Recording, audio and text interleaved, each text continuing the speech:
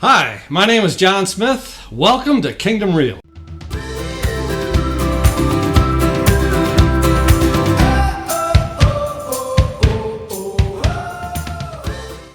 And today we have an exciting episode because we're in different seats. We are. And this time I get to interview my daughter, Sarah.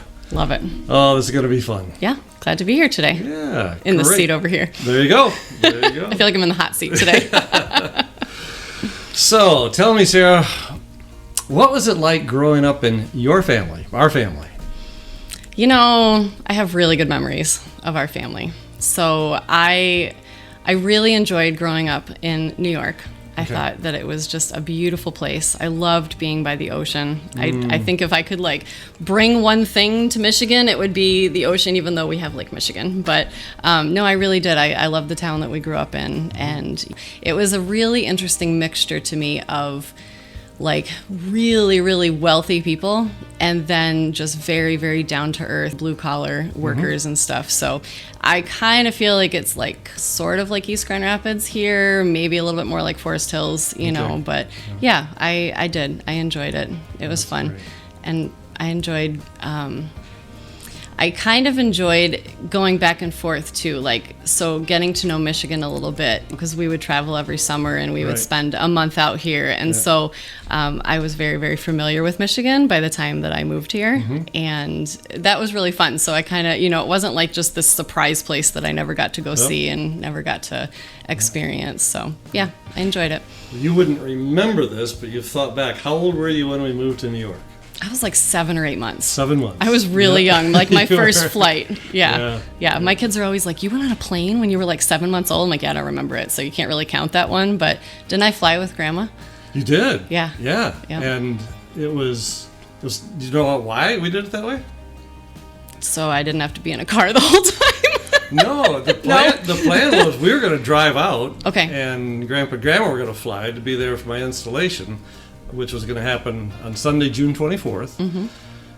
That Monday, the moving van was supposed to come and pack up the stuff. So we, took the bed apart, got everything ready, just like that, and he didn't show up.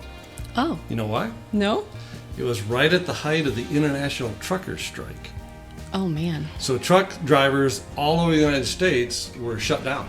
Nobody was rolling. A few were, and there were actually incidents where people were on bridges and dropping bricks and stuff through the windshields of trucks that were driving. So it was just really a crazy time. And so we did that every day thinking that he was going to come this day. And finally they found some driver down in Texas that said he was going to do it. I think it took him 2 days to get there. So finally it was Friday morning. My dad and I left and we drove, and then he came and loaded up the truck. And you and Mom and Grandma flew out on Saturday, and I was installed on Sunday. Wow, that's cutting it close. It was. I tried to get the date changed, and they said, no. We've got this all scheduled. Make it work. People are coming to figure it out. I'm going, okay. So sometimes people are flexible on things. On that one, they weren't, and we did figure out a way, but it was crazy. That's really funny. Yeah, and I don't remember any of it. No, you don't remember? You were way too young to remember, but that was how crazy our start was, and things happened. So. Yeah. Well, it's kind of like the story of our lives. So, yeah, there's a crazy mixed all the way through it. So yeah. Great. So what are a couple, you mentioned the ocean, any other kind of favorite memories of childhood? I loved Christmases at our house. And there were a couple reasons for that. Okay. So, number one, the red ribbons.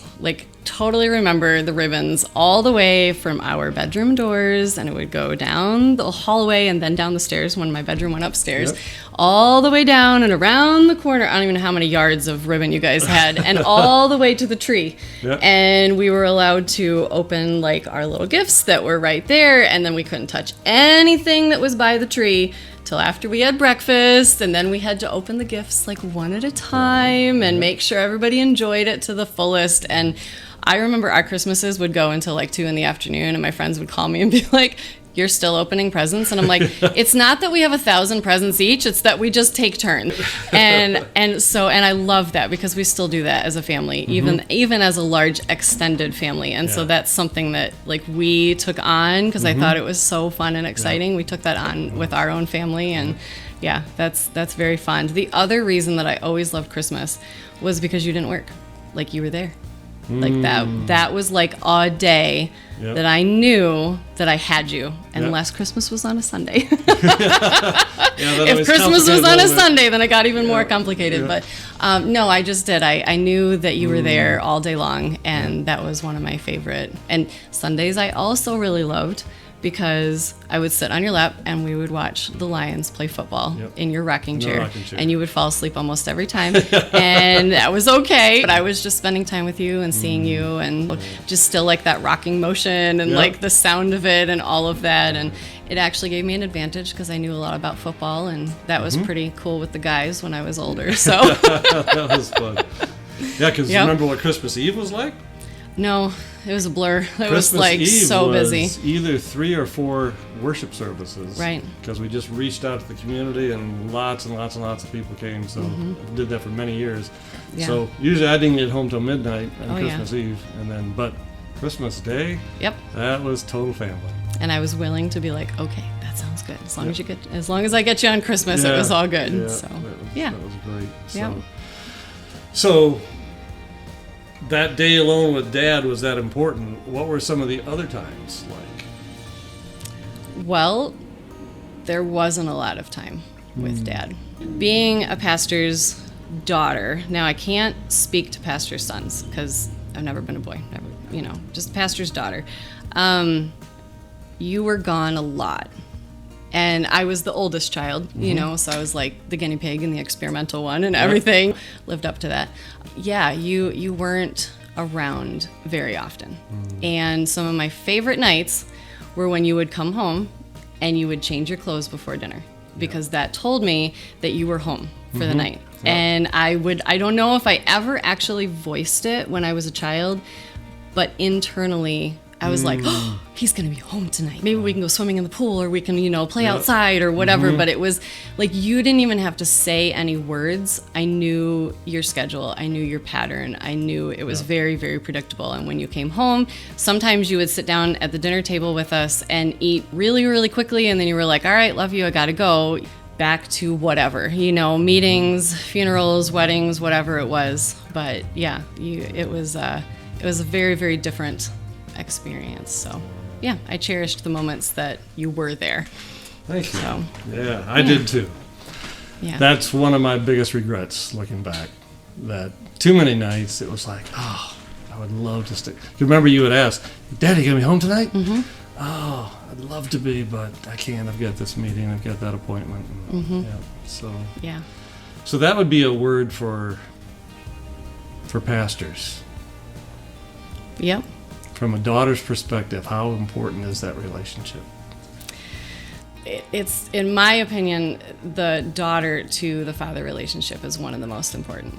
I mean, so many things in our lives kind of come from that key relationship. I mean, especially as believers. We are told that God is our father, God is our dad, God is our, all of those things.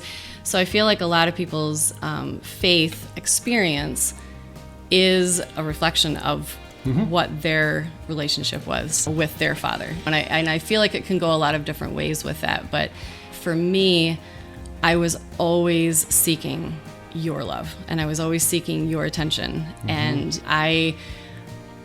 it's not something, like I said, that I could have put in words. When you're a little kid, you don't know how to say that. You don't know how to say, Daddy, please stay home and hang out with me. Daddy, please, had I knew now at my age, to say to you, I would have been like, Dad, please stay home and hang out with me. And I don't know if it would have been different. I don't know if I would have said that. Even as a parent myself now, like when I have to go to work, things like that, it's hard. I would love to hang out with my kids like 24/7 and never have to do any kind of work, Yeah. And so, yeah, when I was little, yeah, there was that void, and Mom was there all the time and was doing was awesome. pretty much both jobs, at that point. And, Yeah.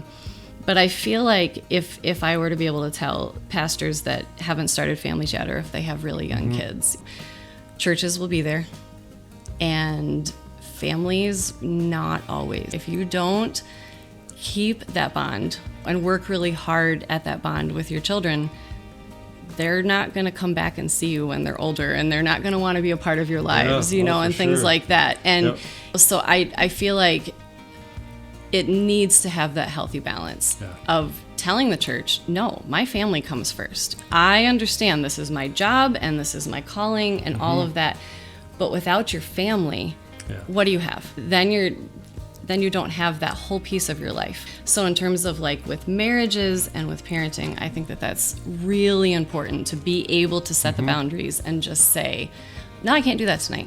Oh, I've got to cancel that meeting. My daughter or my son needs me, or whatever it is, just to show your kids that they are. Your wife should be first and then your children. But yeah. That's a primary mission field. It is. It is. And so when I was home, was I fully present all of the time, most of the time, some of the time? Some of the time. Okay. Yeah. When you were fully present, you were the best dad in the whole world. I mean, you were absolutely incredible. You were always scaring my friends and I. I don't know why you think that's so funny, but you just always, you would just be standing there talking to us and shout, and then we would just jump. It was so funny. But you did things like you built the coolest things for us, and we had a donut eating contest or something at one of my birthdays, and when you were there and you were fully engaged, there was nothing better in the world. There really, really was nothing better. And so thank you for those moments. You are welcome. Because, I do. I cherish those. And I think that they're, really, really good memories that I get to hold on to. So. And what I learned the hard way was that even if you sacrifice your family to spend more time with everybody at the church, at the end, it's still not enough. And they still were mad at me, and still some wanted to run me out. I was like, wow, what a huge mistake. The fear of you might offend somebody, or you might disappoint somebody, or somebody might not think I was working hard enough, or all those things. Internal and external pressure was going on. I got to the end, 20 years later, I was like, well, that really wasn't worth it at all. Right. And so I'm hoping that somebody listening to this is going to learn from my mistakes and from your encouragement to really pay attention and be fully present and make your family a priority. Wow. I think it would have been really helpful if you had a night of the week or two that you would have never scheduled anything on, no matter what. That was pretty much Thursday night. I was home every Thursday night. Okay. But many times the other 5 or 6 nights I was gone. Right. Yeah. So I guarded Thursday pretty well, but one night out of 7, right. Family deserves more than that. Yeah. So, if you think back on your life growing up in our family, what was maybe the darkest, most difficult, painful time, or 2 or 3 of them, or whatever you want to talk about? But if you think back of what was some stuff you went through that was challenging?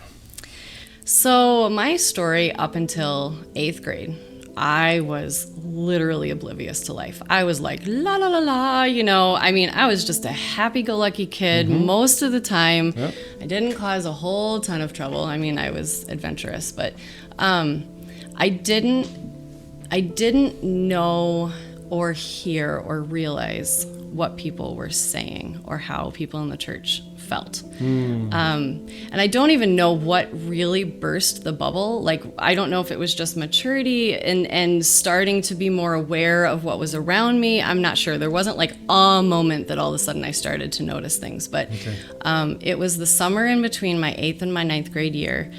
And I just started hearing the whisperings in the church. And that's a tough time in life anyways. And so I'm trying to figure out who I am to begin with. And I started to hear comments being made oh, can you believe that she wore that to church? Or, oh, she's wearing jeans, or, oh, she looks horrible, or just, so the church, I felt like, held me to this pedestal expectation of being John Smith's, the pastor's daughter. And we were in a very prominent church in New York, and so there was a little bit of like celebrity to that, and so everybody just expected me to be perfect. Well, I'm not. First of all, I'm a redhead, so there's no perfection other than the color of my hair. But there was no way that I could have been who they wanted me to be. And I think I started noticing things at school a little bit more that year. I mean, there was the one random experience in 6th grade that I got punched in the stomach by a boy because I had red hair. But whatever. I mean, that didn't have a lot to do with being a pastor's daughter. But I really started to hear my friends treating me differently. There were a couple moments where they were like, well, you can't come. And so even like, I think it was in 10th or 11th grade that I went to one of my very best friend's houses, and she was having a party at her house, and her parents were there, and I showed up with a whole bunch of people at the door, and they turned around and they said to everybody standing at the door, you may come in, you may come in, you may come in, you may come in, you may come in, but Sarah, you may not. You're our pastor's daughter, and we don't want anything to come back against us, and blah, blah, blah. And they shut the door in my face. And I was stuck standing at the door, completely confused, almost thinking like, is this a joke? And just, I had to go home at that point. And, so that was like a really vivid memory, but I wish you had told me about that. I didn't even know how I would have, like, well, I mean, it just... As a dad, I'm hearing that years later. And it just made me angry. It's like, oh my goodness. I was actually in a small group with that couple. Were you really? Yeah. I internalized everything. Like, I didn't tell anybody how I was feeling.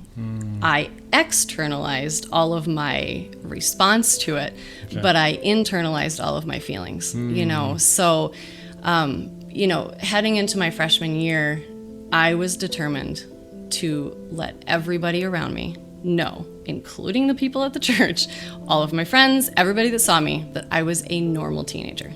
So I started to get involved in all kinds of behavior, that I had no business being involved in.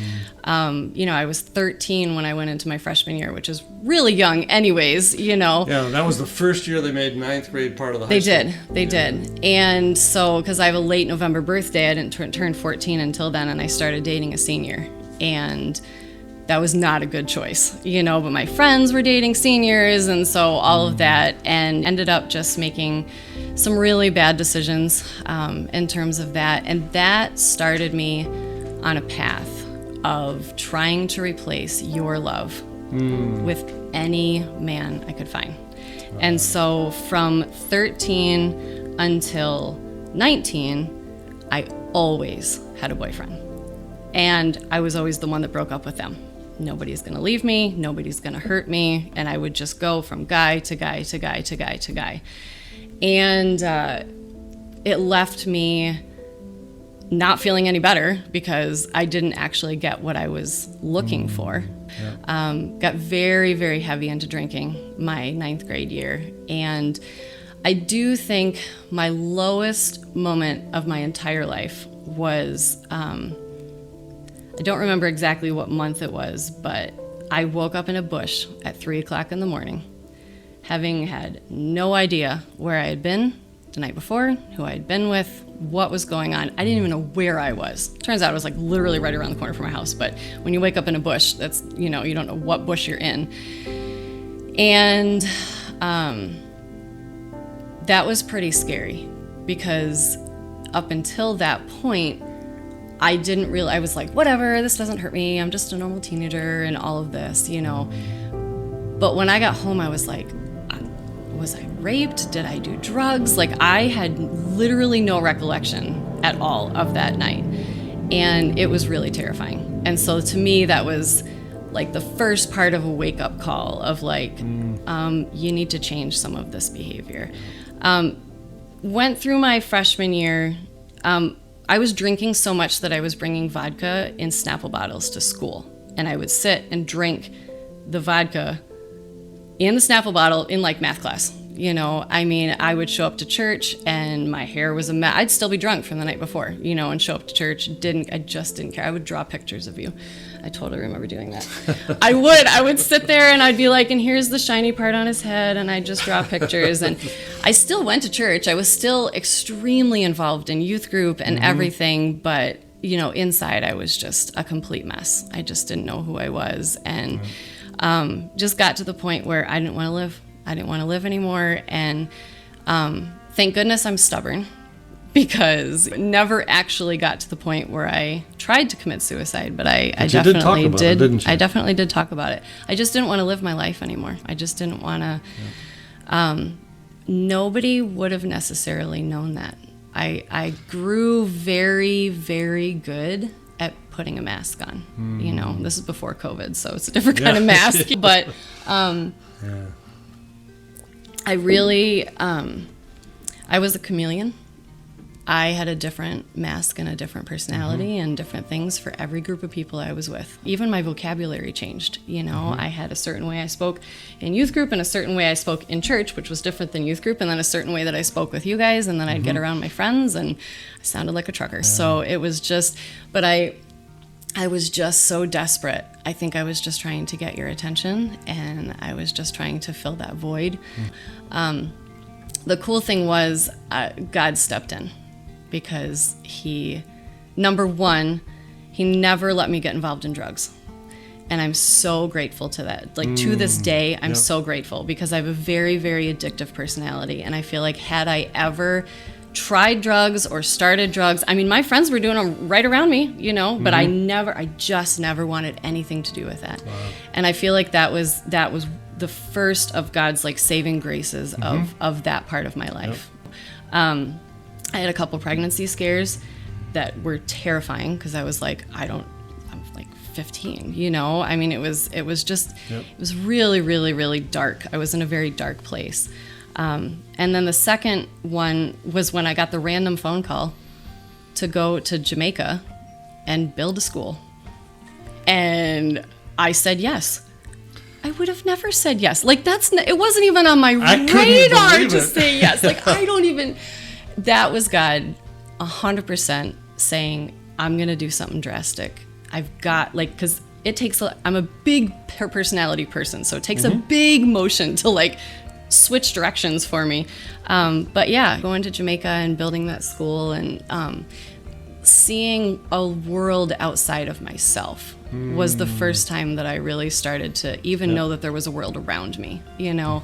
And at that point, I feel like the true me started to emerge, and I started to really figure out who I was and what my life was really all about. So my darkest moment was freshman year, and I slowly worked my way back out of that, you know, to the point that by the time I got to senior year, I wasn't drinking anymore. And, like, I went to prom. Some of my friends didn't even make it out of the limo. I'm like, you guys, you paid all that money for all that stuff. What are you doing? You know? And I just had no desire for that anymore. And then when I went to college, I didn't have the typical, like, you know, go off to college and party and all of that. I could just focus on being in school. And when I knew I had to get out of New York, you know, I had to get out of New York and get away from the patterns that I had set for myself.